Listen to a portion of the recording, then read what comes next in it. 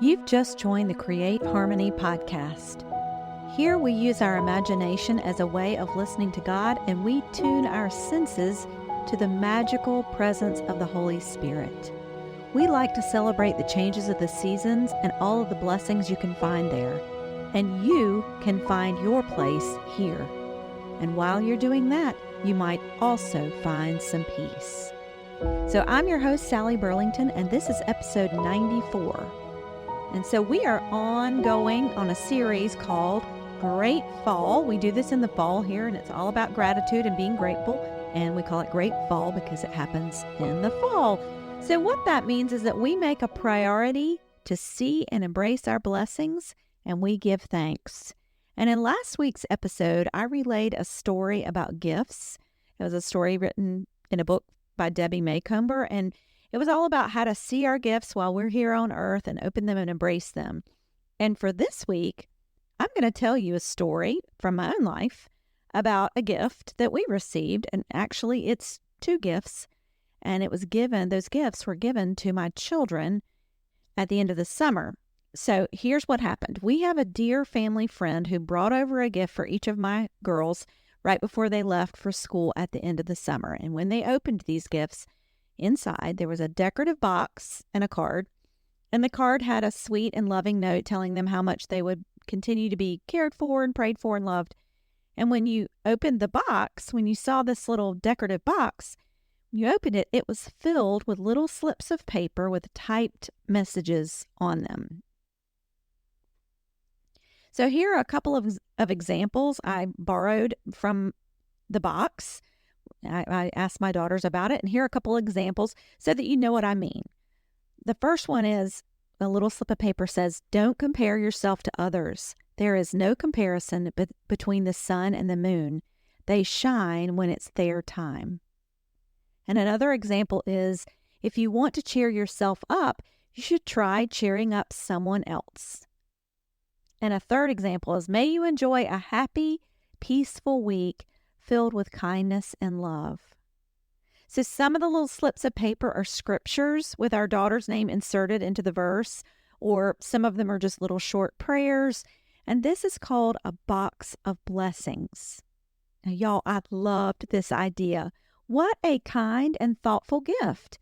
And it's something that just keeps on giving.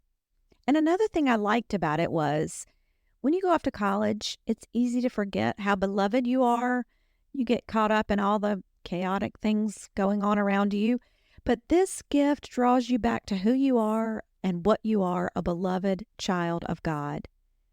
Now, I'm going to confess right now that my younger daughter, who is probably the one that needs this the most, she has probably not been in the headspace to really use and appreciate this gift. I am not sure if she's even opened that box once she's gone off to college and is in her dorm, because she's just so focused on trying to find her way. But my older daughter, who's considerably more mature and older, she's talked about her box a lot. But the thing is this is a gift that can keep on giving over and over again. It might not be until second semester that my younger daughter remembers to see her blessings, but they will still be there waiting for her, just like God's presence, never wavering. And to me, that makes it extra special. You might want to create a box of blessings for yourself, or you could just get into the practice of writing down one blessing each day in your journal or your planner, or figure out a way to create this sort of idea in your own life. Whatever you do to keep that kind of info, just incorporate this practice into it. Use this neat gift as a source of inspiration for you. And I actually think that it would really make a nice Christmas gift. You could call it a box of Christmas blessings and celebrate things that have to do with Christmas on all the slips of paper.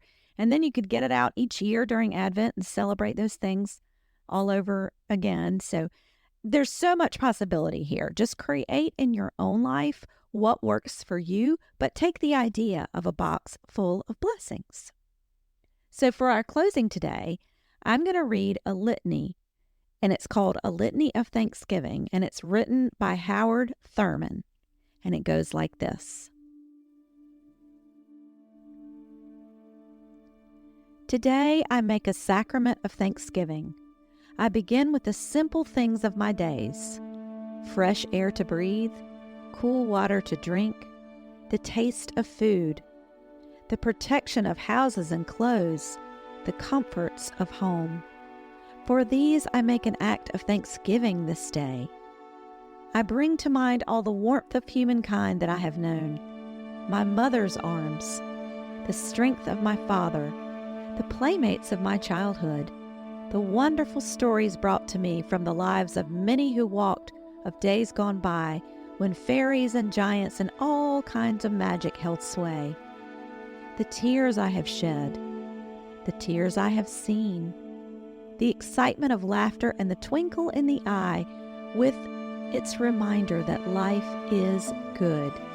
For all these things, I make an act of thanksgiving this day. I finger one by one the messages of hope that awaited me at the crossroads. The smile of approval from those who held in their hands the reins of my security. The tightening of the grip in a single handshake when I feared the step before me in the darkness. The whisper in my heart when the temptation was fiercest and the claims of appetite were not to be denied.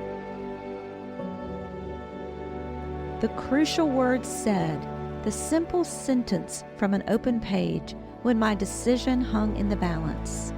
For these I make an act of thanksgiving this day. I pass before me the mainsprings of my heritage, the fruits of the labors of countless generations who lived before me, without whom my own life would have no meaning.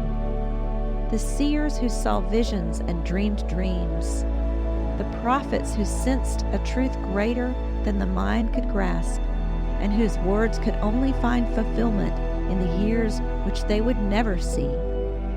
The workers whose sweat has watered the trees, the leaves of which are for the healing of the nations. The pilgrims who set their sails for lands beyond all horizons, whose courage made paths into new worlds and far-off places.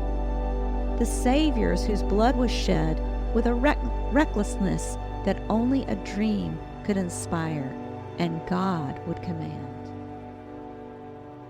For all this, I make an act of thanksgiving this day. I linger over the meaning of my own life and the commitment to which I give the loyalty of my heart and mind, the little purposes in which I have shared with my loves, my desires, my gifts, the restlessness which bottoms all I do in its dark insistence that I have never done my best, I have never dared to reach for the highest. The big hope that never quite deserts me, that I and my own kind will study war no more,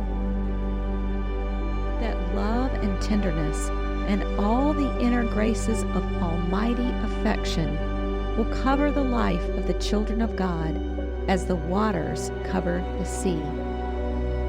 All these and more my mind can think and heart can feel, I make as my sacrament of thanksgiving to Thee, O Father, in humbleness of mind and simplicity of heart. May it be so. Thanks so much for joining us today as we continued on through our Great Fall series. We are grateful for each and every one of you. If you like this podcast, if you're liking our content and you have an extra minute, could you leave us a review? That would really help other people find us and join our community. And we can expand how many people can be grateful.